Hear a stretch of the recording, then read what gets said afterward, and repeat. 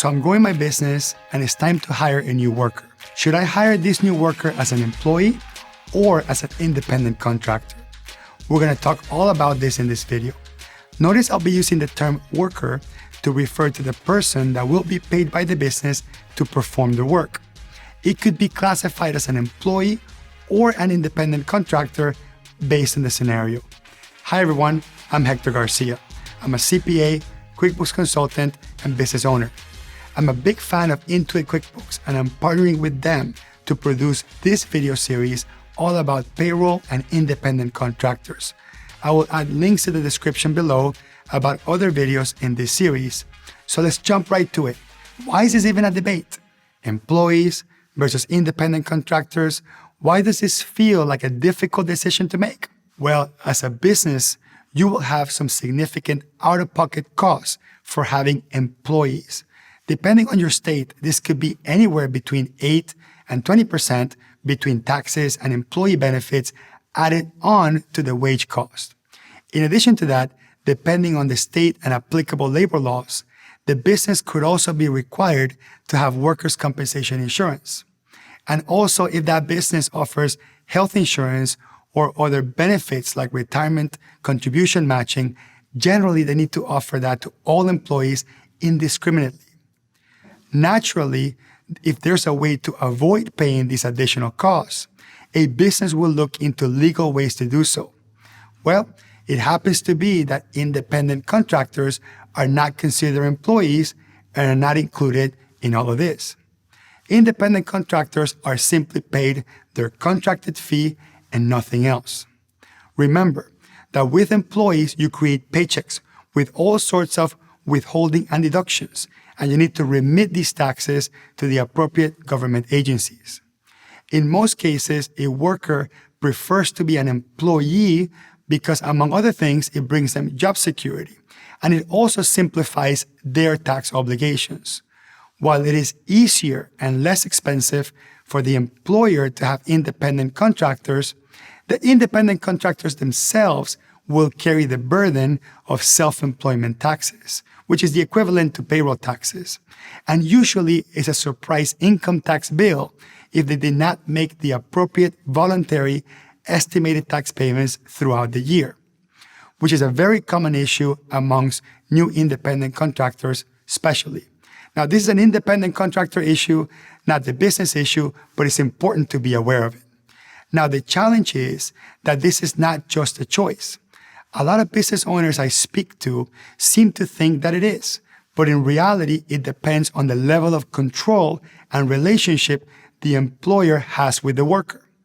The IRS set rules to help you determine if a worker could be an employee or an independent contractor based on 3 categories. We have behavioral, financial, and type of relationship. Keep in mind that these are IRS rules. Each state might have its own rules regarding whether the worker needs to be classified as an employee or independent contractor at the state level. Let's dive into these 3. First one is behavioral control. This refers to the facts that show whether the employer has the right to direct or control how the worker does the work. Essentially, a worker is an employee if the business has the right to direct and control that worker. Some examples include when and where to do the work, what tools or equipment to use, what workers hire or assist to do the work, where to purchase supplies and services, what work must be performed by a specific individual, what order or sequence to follow when performing the work. Essentially, if the employer has control of how the worker behaves, actively trains that worker, and provides all the tools and equipment needed to do the work, that indicates that this worker is an employee, not an independent contractor. Perfect. Let's move on to financial control.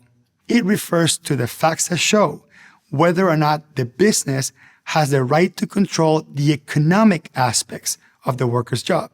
For example, is there a significant investment made or required by the worker? Is the worker incurring unreimbursed expenses?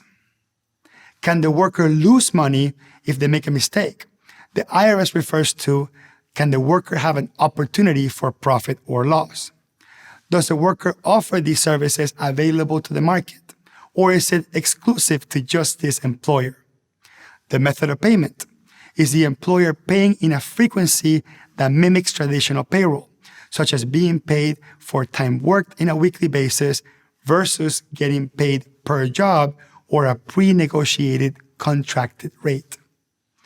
In a nutshell, if the worker bears financial risk, they are likely to lean towards being classified as an independent contractor. And lastly, the type of relationship. This refers to the facts that show how the worker and business perceive the relationship with each other. Some examples include written contracts.